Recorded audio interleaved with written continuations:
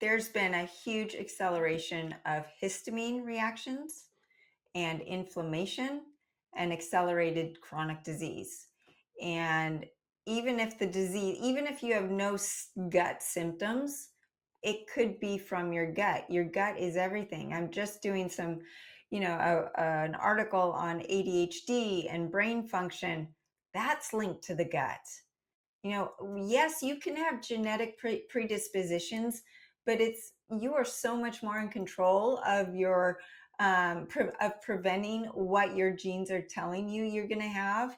I have both Alzheimer's genes, and I'm doing everything in my power to make sure I don't get it. And I feel like my brain is so much sharper than it was in college.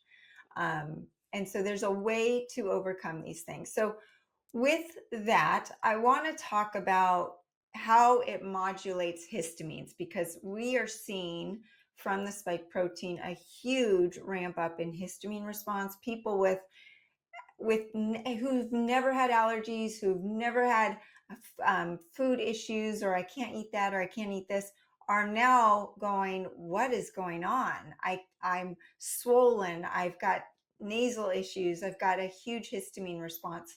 So where does butyrate play with histamine? Well, there is a number of studies you can go search, like butyrate in asthma, butyrate in allergies, and then you just put NCBI after that, and it'll show studies on butyrate and asthma, butyrate and allergies, butyrate and like other inflammatory, allergic, histamine related disorders, and you'll find the papers. You can start to read them if you want. In general, there is a local impact that butyrate has in the gut, and then there's a systemic impact it has farther away. And so the local impact is that butyrate helps increase the mucus layer thickness, and there's a mucus layer everywhere. We have these mucus layers all over the place, but there's specifically one inside the small and the large intestine, and they're slightly different in both. But these mucus layers help separate the cells, like our actual gut cells, from the contents of our gut. And that, again, that contents could be beef and broccoli and chips and salsa and whatever you're eating, but it's also the microbiome and all the metabolites and everything, kind of in digestion, in process there.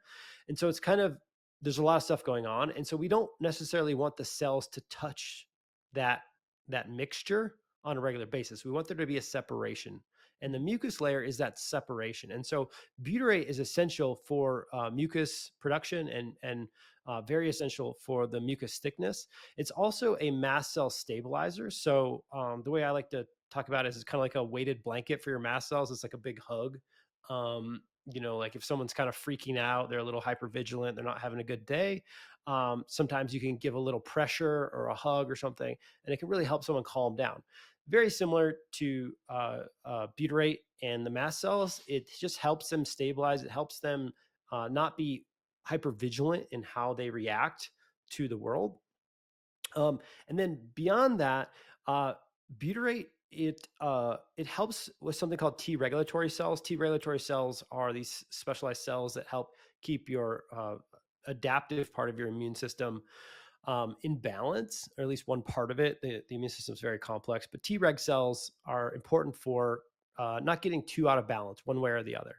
And so you want enough of these balancing cells in your immune system, because if you start to get shifted in any direction in your immune system, you will start to experience symptoms. And so, like a lot of hay fever or food sensitivity, sometimes is excessive IgE formation.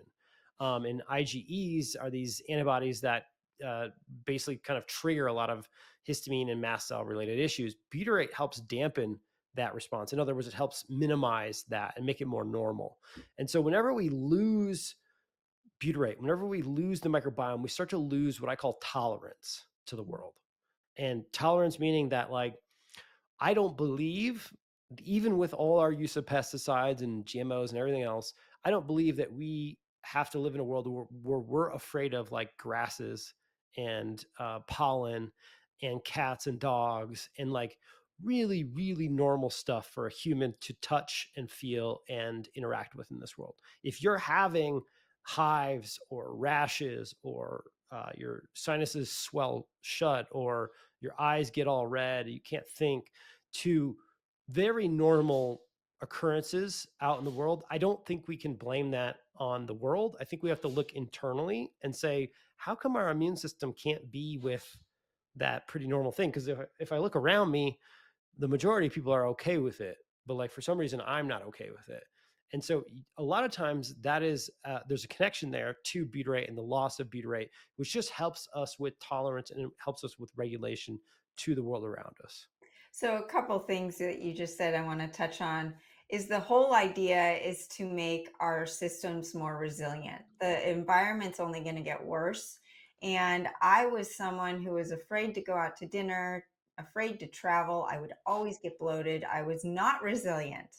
And because of these supplements and fixing my internal environment, I am more resilient to what's out there. And then the other thing I just want to touch on, you said, well, why isn't everyone to my left and right having these issues and I am? My feeling on that, Stephen, is that everyone is so numbed out because they're so full of junk, they don't even know what symptoms they're feeling. And so if you are feeling the symptoms, kudos to you because you probably are at least a little in touch with your system inside.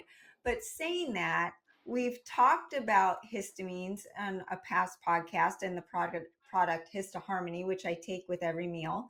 And for you guys that think you're eating healthy and you don't need this, what are the high histamine foods that you're probably eating? Bone broth, avocado, banana, fish.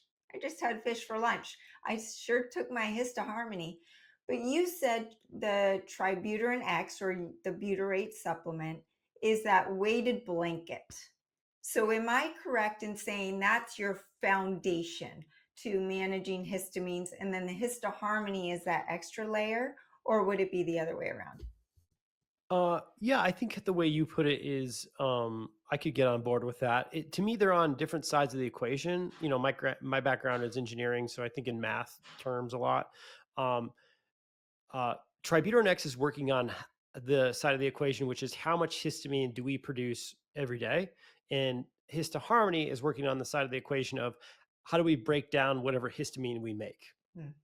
So, in the case of someone who's having a high histamine experience, a mast cell activation, we would love to lower the amount of histamine that's produced every day, and we'd like to raise the amount of histamine degrading enzymes that we have available because we're making too much enzyme or too much histamine to begin with.